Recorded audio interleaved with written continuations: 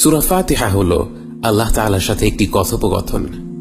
সূরা ফাতিহাতে আমরা বলি, ইহদিনাস সিরাতাল মুস্তাকিম, আমাদের সরল পথ দেখিয়ে দিন। এবং সূরা ফাতিহার পরে আমরা পবিত্র কোরআনে সূরা বাকারা পাই, যার শুরুতে আল্লাহ তাআলা বলেন, যালিকাল কিতাবু লা রাইবা ফীহি হুদাল লিল মুত্তাকিন। এটা আল্লাহর কিতাব, এর মধ্যে কোনো সন্দেহ নেই, এটি হিদায়াত সেই মুত্তাকিদের জন্য। অর্থাৎ সূরা ফাতিহাতে আমরা আল্লাহর কাছে হিদায়াত চাচ্ছি এবং এর পরপরই আল্লাহ তাআলা বলছেন এটা হচ্ছে মুত্তাকিদের জন্য হিদায়াত। অতএব বলা চলে সূরা ফাতিহা হচ্ছে আল্লাহর কাছে আমাদের প্রার্থনা এবং বাকি কোরআন যেন আল্লাহর তরফ থেকে সেই প্রার্থনারই একটি উত্তর। এই কারণেই আমরা যখন নামাজে দাঁড়াই, প্রথম 2 রাকাতে আমরা সূরা ফাতিহার সাথে আরেকটি সূরা মিলিয়ে পড়ি।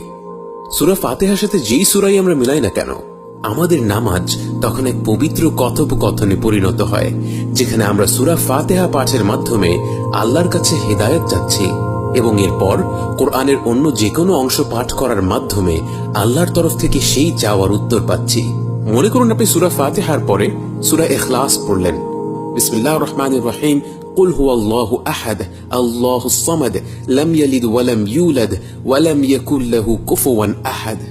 সেই ক্ষেত্রে সেই রাকাতে আপনি আল্লাহর কাছে হিদায়াত চাইলেন এবং আল্লাহ আপনাকে তার নিজের পরিচয় দেওয়ার মাধ্যমে আপনাকে হিদায়াত দিলেন। শুধু এভাবেই নয়, আমরা যখন শুধু সূরা ফাতিহা পাঠ করি, তখনও বাস্তবে আমরা আল্লাহ সুবহানাহু ওয়া তাআলার সাথে একটি পবিত্র কথোপকথনে লিপ্ত হই। মুসলিম গ্রন্থের হাদিস কুদসিতে আমরা পাই, রাসূল সাল্লাল্লাহু আলাইহি ওয়াসাল্লাম বলেন, আল্লাহ তাআলা বলেন, আমার বান্দা যখন বলে আলহামদুলিল্লাহি রাব্বিল আলামিন, আমি তার জবাবে বলি হামিদানি আবদি, আমার বান্দা আমার প্রশংসা করেছে। সুবহানাল্লাহ। একবার ভেবে দেখুন, এই প্রকাণ্ড মহাবিশ্বের এক ছোট্ট নক্ষত্রপুঞ্জ রয়েছে, সেই ছোট্ট নক্ষত্রপুঞ্জে রয়েছে লাখো নক্ষত্র। সেই লাখো নক্ষত্রের মধ্যে তুচ্ছ এক নক্ষত্র, নাম তার সূর্য, সেই নগণ্য আলোক ছটাকে ঘিরে ঘুরছে গুটি কয়েক ধূলিকণার সমান গ্রহ। সেই গ্রহগুলোর মধ্যে একটি হচ্ছে পৃথিবী। নগণ্য এই ধূলিকণার কোনো এক ক্ষুদ্র কোণে শত কোটি সৃষ্টির ভিড়ে এক আপনি, মহাবিশ্বের তুলনায় ক্ষুদ্র, তুচ্ছ, উপেক্ষণীয় এক জীব। সেই আপনি মুখ থেকে উচ্চারিত করলেন আলহামদুলিল্লাহি রাব্বিল আলামিন, আর আপনার সেই কথা গোটা আকাশমণ্ডলীকে ছেদ করে পৌঁছে গেল বিস্ময়কর এই জগতের স্রষ্টার কাছে। এবং সেই মহান সত্তা, সেই মহাবিশ্বের রব আপনার এই উচ্চারণ শুনে এতটা খুশি হলেন, এতটা গর্বিত বোধ করলেন যে তিনি তার সবচেয়ে কাছের ফেরেশতাদের নিকট বললেন, হামিদানি আবদি, আমার বান্দা আমার প্রশংসা করেছে। পৃথিবীতে এমন কোন পিতামাতা নেই যারা তাদের সন্তানকে নিয়ে এতটা গর্ববোধ করতে পারবে, এতটা আনন্দ বোধ করতে পারবে। সে সন্তান তাদের জন্য তার জীবনটাও দিয়ে দিক না কেন, এমন কোনো বাবা মা নেই যারা তাদের সন্তানের কাজে এতটা খুশি হতে পারবে, যতটা আনন্দবোধ, যতটা গর্ববোধ আমার আপনার রব আমাদের নিয়ে করেন যখন আমরা বলি আলহামদুলিল্লাহি রাব্বিল আলামিন।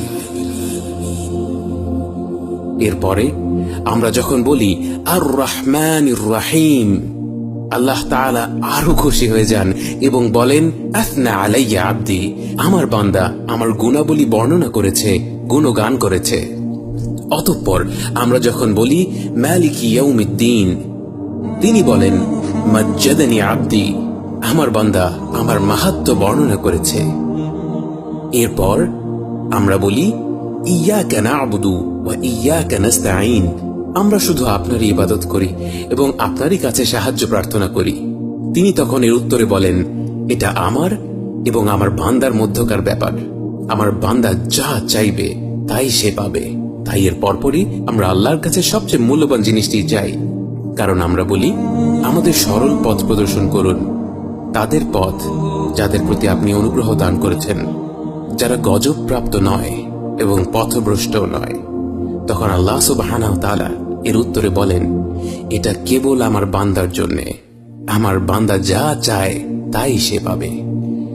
অতএব আমার প্রিয় ভাই ও বোনেরা, আমরা যখন নামাজে দাঁড়িয়ে সূরা ফাতিহা পড়ার সুযোগ পাব, এটা আমাদের জীবনের সবচেয়ে বড় নিয়ামতগুলোর একটি, কারণ এর মাধ্যমে আমরা স্বয়ং আল্লাহ তাআলার সাথে কথা বলার সুযোগ পাচ্ছি।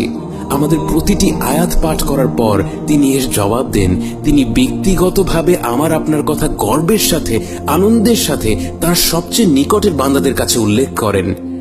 আসুন আমরা আল্লাহর সাথে এই কথোপকথনের মাধ্যমে তার নৈকট্য লাভ করার চেষ্টা করি।